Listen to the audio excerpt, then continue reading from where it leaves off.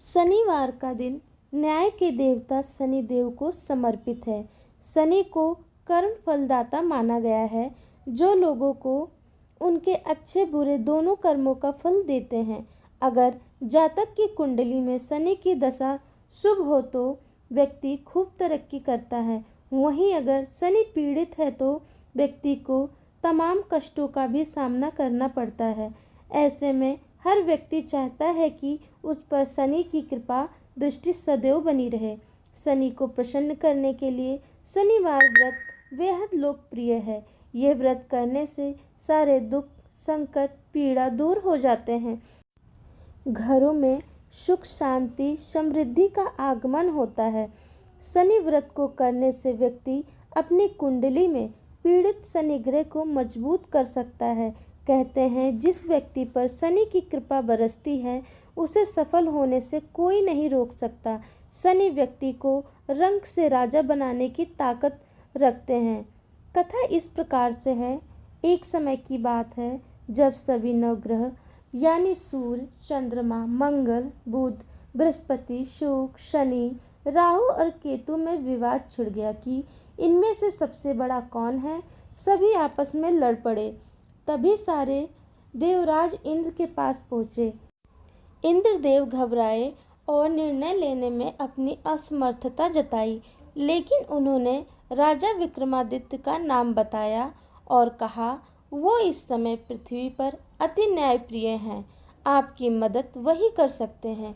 सभी ग्रह एक साथ राजा विक्रमादित्य के पास पहुँचे और अपनी समस्या रखी। राजा विक्रमादित्य संकट में आ गए, क्योंकि वे जानते थे कि जिस किसी को भी छोटा घोषित किया जाएगा वह क्रोधित हो उठेगा। तब राजा ने एक उपाय बताया। उन्होंने स्वर्ण, रजत, कांसा, पीतल, सीसा, रांगा, जस्ता, अभ्रक और लोहे से 9 सिंहासन बनवाए। इस सिंहासन को इसी क्रम से रख दिया। फिर उन सब से निवेदन किया कि आप सभी सिंहासन पर स्थान ग्रहण करें। इनमें से जो अंतिम सिंहासन पर बैठेगा वही सबसे छोटा माना जाएगा। लोहे का सिंहासन सबसे बाद में होने के कारण शनिदेव उसी पर बैठ गए। तभी से वो सबसे छोटे कहलाने लगे।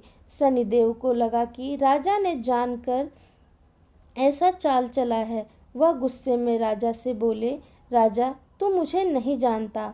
सूर्य एक राशि में 1 महीना, चंद्रमा 2.25 महीना, 2 दिन, मंगल 1.5 महीना, बृहस्पति 13 महीने व बुध और शुक्र 1-1 महीने विचरण करते हैं। लेकिन मैं 2.5 से 7.5 साल तक एक ही राशि में रहता हूँ। मैंने बड़े बड़ों का विनाश किया है। जब श्री राम की 7.5 आई तो उन्हें वनवास हो गया। रावण की घड़ी में तो उसकी लंका को वानरों की सेना ने हरा दिया। अब तू क्या चीज़ है। ऐसा कहते हुए शनिदेव वहाँ से चले गए। बाकी के देवता खुशी खुशी वापस आए। कुछ समय बीतने के बाद राजा की 7.5 आई। तब शनिदेव बढ़िया बढ़िया घोड़े को लेकर एक सौदागर बनकर वहाँ पहुँचे। राजा को पता लगते ही वह अपने अश्वपाल को अच्छे घोड़े खरीदने की आज्ञा दे दी। उसने कई अच्छे घोड़े खरीदे। उनमें से एक घोड़ा सर्वोत्तम था। राजा को सवारी के लिए दिया। राजा के सवार होते ही वह घोड़ा सरपट वन की ओर भागने लगा। भीषण वन में पहुंचते ही वह गायब हो गया। इसके बाद राजा घनघोर जंगल में बिल्कुल अकेला भूखा प्यासा भटकता रहा। तब एक ग्वाले ने उसे पानी पिलाया। राजा प्रसन्न हुए और उसे अपनी अंगूठी दे दी। इसके बाद राजा नगर की ओर चल पड़े। वहाँ उसने अपना नाम उज्जैन निवासी वीका बताया। उस नगर में एक सेठ की दुकान पर उसने कुछ देर आराम किया। भाग्यवश उस दिन सेठ की खूब बिक्री हुई तो सेठ खुश होकर अपने साथ घर ले गए और राजा को खाना खिलाया। वहाँ उसने एक खूंटी पर एक हार टंगा देखा, जिसे खूंटी निगल रही थी। थोड़ी देर में पूरा हार गायब हो गया था। सेठ को लगा कि वीका ने ही उसे चुराया है। उसने वीका को कोतवाल के पास पकड़वा दिया। फिर वहाँ के राजा ने भी वीका को चोर समझा। उसके हाथ पैर कटवाकर नगर के बाहर फेंकवा दिया। वहाँ से एक तेली गुजर रहा था, जिसे देख दया आई। उसने वीका को अपनी गाड़ी में बैठाया। इसके बाद उस राजा की शनि दशा समाप्त हुई। वर्षा ऋतु आने पर राजा मल्हार गीत गाने लगा। राजा के राग सुनकर उस नगर की राजकुमारी मनभावनी को उसका गाना इतना पसंद आया, उसने प्रण कर लिया कि वह उसी राग गाने वाले से विवाह करेगी।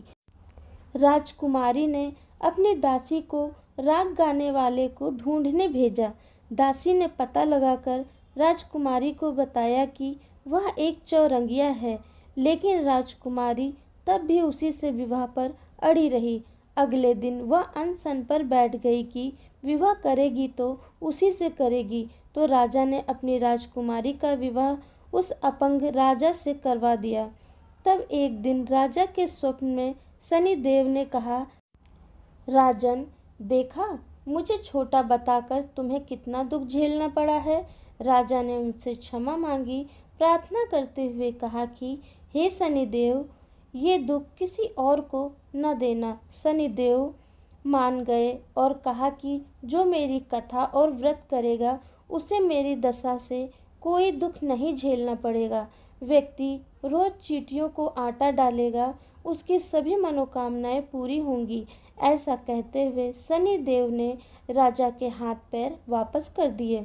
सुबह आँख खुलने पर राजकुमारी ने देखा तो वह चौंक गई। फिर वीका ने उसे बताया कि वह कोई वीका नहीं है, उज्जैन का राजा विक्रमादित्य है। सभी प्रसन्न हुए। सेठ को जब ये बात पता लगी तो वह राजा से क्षमा मांगने लगा। राजा ने कहा कि इसमें किसी का कोई दोष नहीं है, वह तो शनिदेव का क्रोध था। सेठ ने फिर राजा से अपने घर आने पर निवेदन किया कि सेठ ने कई प्रकार के व्यंजनों से राजा का सत्कार किया। साथ ही सबने देखा कि जो खूंटी हार निकल गई थी वही अब हार उगल रही थी। सेठ ने तहे दिल से राजा का धन्यवाद किया। फिर सेठ ने राजा से अपनी कन्या श्री कांवरी के साथ विवाह करने का निवेदन किया। राजा ने इसे स्वीकार कर अपनी दोनों रानियों मनभावनी और श्री कांवरी को लेकर उज्जैन नगरी चले गए। वहाँ राजा का खूब आदर सत्कार किया गया। सारे नगर में दीपमाला बनाई गई। राजा ने पूरे नगर में घोषणा की कि मैंने शनिदेव को सबसे छोटा बताया था, जबकि वही सर्वोपरि हैं। सारे अच्छे बुरे कर्मों के कारक शनिदेव हैं। तब से सारे राज्य में शनिदेव की पूजा और कथा नियमित रूप से होने लगी। माना जाता है कि जो भी शनिवार का व्रत रखता है, शनिदेव की इस कथा को सुनता है या पढ़ता है, उसके सारे दुख दूर हो जाते हैं। शनिदेव की आरती। जय जय श्री शनिदेव भगतन हितकारी, सूरज के पुत्र प्रभु छाया महतारी। जय जय श्री शनिदेव भगतन हितकारी, श्याम अंग वक्र दृष्टि चतुर्भुजाधारी। नीलांबर धर नाथ गज की आसवारी। जय जय श्री शनिदेव भगतन हितकारी। क्रीट मुकुट शीस सहज दिपत है लिलारी, मुक्तन की माला गले में शोभित बलिहारी। जय जय श्री शनिदेव भगतन हितकारी, मोदक मिष्ठान पान चढ़त है सुपारी। लोहा तिल तेल उड़द महिषी अति प्यारी। जय जय श्री शनिदेव भगतन हितकारी। देव दनुज ऋषि मुनि सुमिरत नारी, विश्वनाथ धरत ध्यान हम शरण है तुम्हारी। जय जय श्री शनिदेव भगतन हितकारी। जय जय श्री शनिदेव भगतन हितकारी। कर्म फलदाता श्री शनिदेव की जय। कथा आरती अच्छी लगी हो तो प्लीज़ एक लाइक ज़रूर करें। कमेंट में जय बजरंगबली ज़रूर लिखें। बोलो शनिदेव भगवान की जय। धन्यवाद।